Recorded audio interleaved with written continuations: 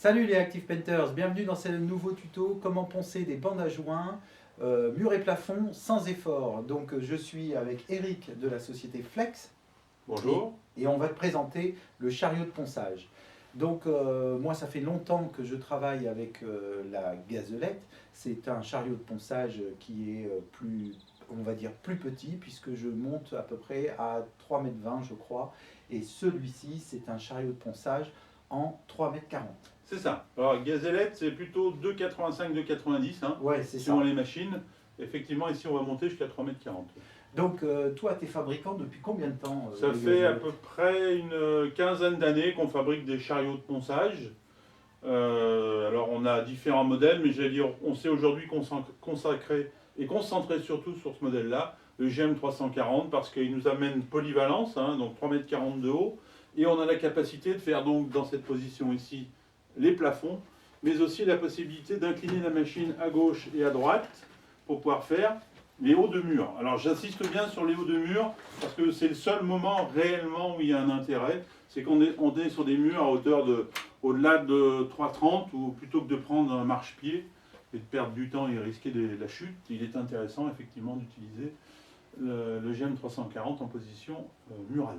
Voilà, donc le chariot, un concept simple, hein, on le voit ici, c'est un châssis mobile sur lequel on vient mettre à la fois l'aspirateur et fixer ici les bras de ponçage. Donc actuellement, la machine que nous avons montée dessus est une GE7, nouvelle génération de girafe, disponible avec 4 têtes, mais on peut bien évidemment y fixer toutes les machines de la marque Flex, que ce soit la WS702, la première girafe, la WST700, le WST1000, la GE5 et donc la machine ici présente, la GE7.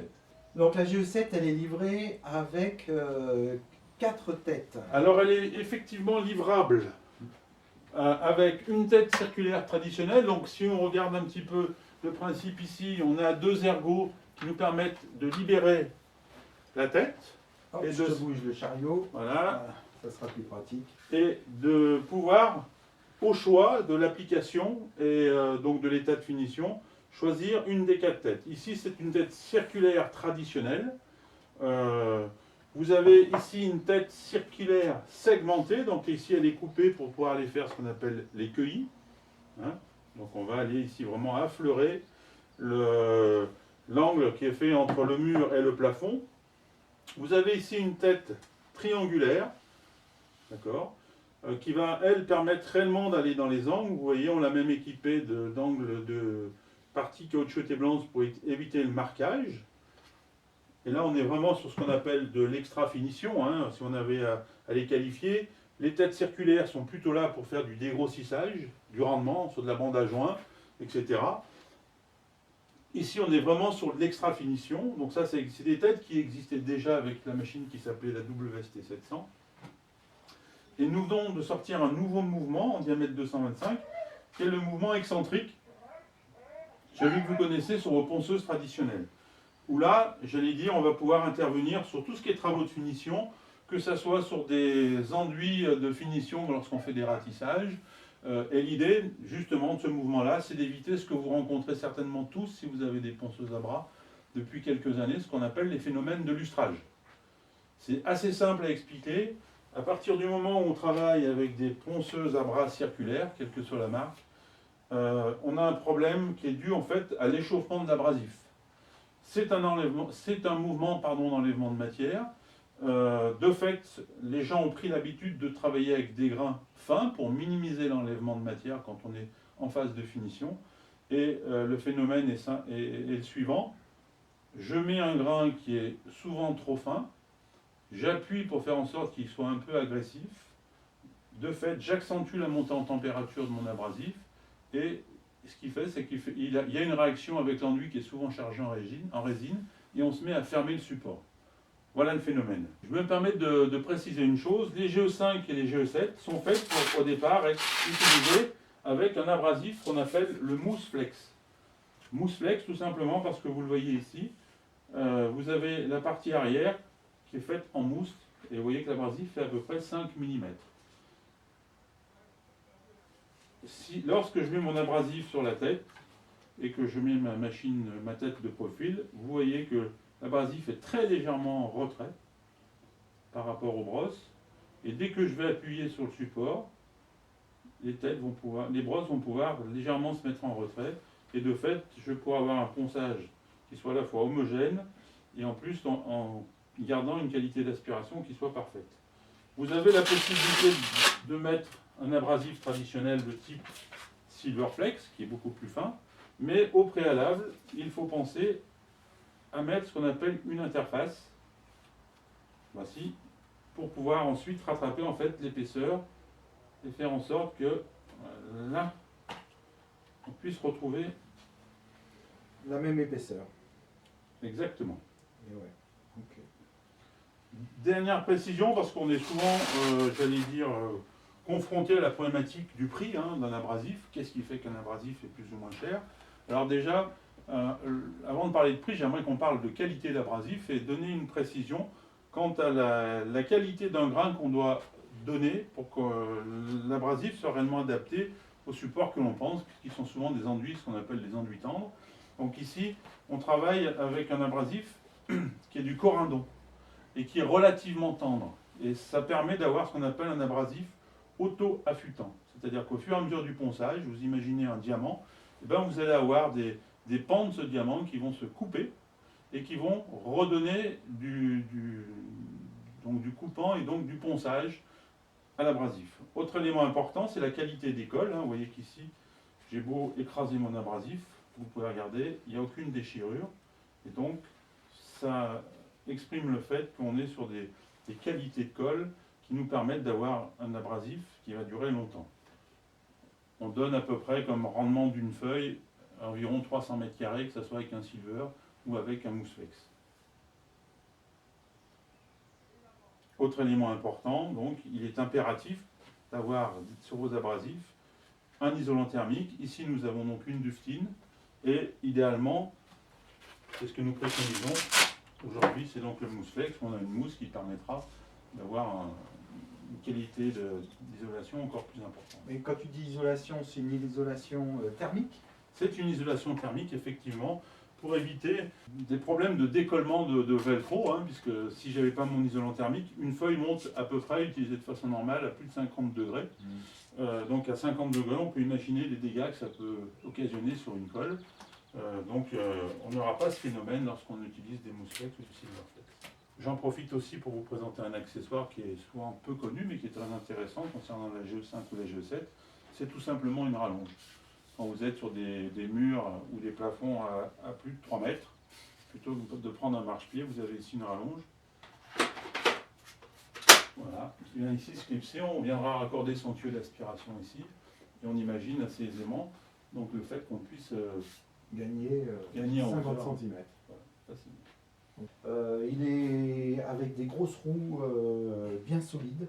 On pourra faire du franchissement sur des fils électriques ou des choses comme ça. Ouais, et puis même les accès chantiers, souvent c'est peu accessible. Tu as beaucoup de gros graviers, voire des cailloux, même des parpaings. Donc c'est bien d'avoir un chariot 4x4, on va dire. Les segments sont particulièrement importants. C'est un chariot qui est un chariot très solide. Et là, je vois que vous avez fait des nouveautés là.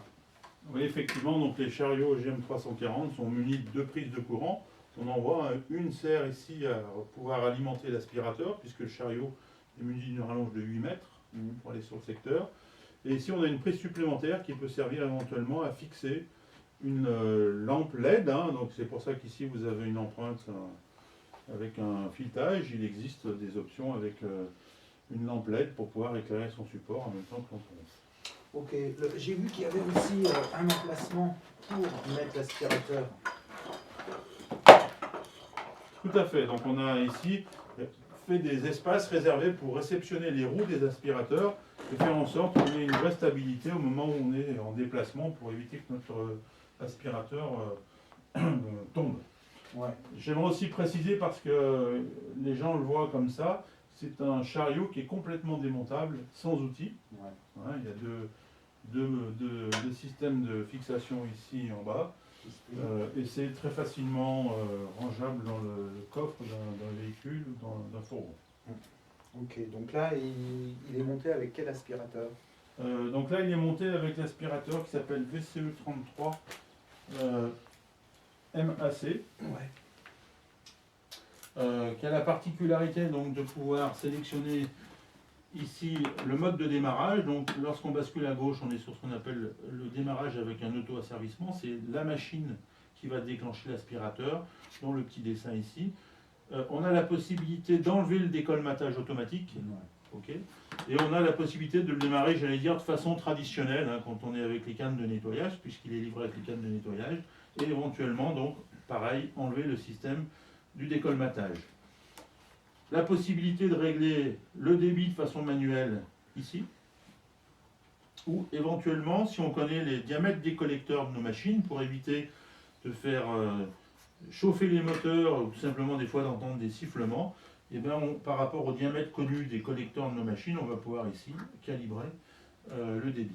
Ouais. Et lui, il va se calculer automatiquement en rapport avec le débit. Exactement. Vous apercevez ici un élément important, hein, qui est le système qui permet de recevoir nos L-box, hein, nos coffrets de machines, et ce qui permet de pouvoir clipser tout simplement les coffrets et de pouvoir à la fois les transporter et les stocker. Ouais, donc grosse roue, grosse roulette, bien qualitative. Le corps de l'aspirateur, il est avec un double corps à l'intérieur, ce qui permet d'avoir beaucoup moins de bruit. Tu as deux espaces, dont un creux dedans. Voilà, il est en classe M. Cet aspirateur existe aussi en classe H. L et H. L et H. D'accord. Donc la classe M, c'est la classe qu'on utilise lorsque on fait du ponçage de type plâtre. Alors aujourd'hui c'est béton, bois, et il est préconisé pour le plâtre puisqu'il est possible dans les mois à venir que la législation évolue et qu'on demande effectivement sur le plâtre à pouvoir disposer d'aspirateurs de classe M.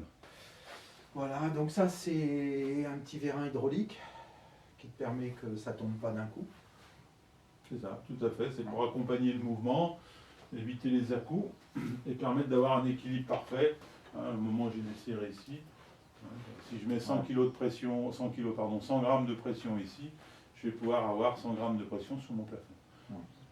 L'intérêt de ce système, encore une fois, c'est qu'on conserve ce que j'appellerais l'aspect tactile du ponçage.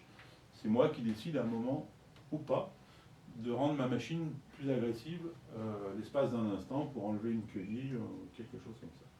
Donc voilà, ce tuto est terminé. Je te remercie de l'avoir regardé jusqu'au bout. Ici, tu peux regarder une autre vidéo. Ici, la playlist complète. N'oublie pas, tu peux t'abonner. Tu peux activer la cloche. Tu peux partager, laisser un commentaire. Je te dis merci. À tout de suite.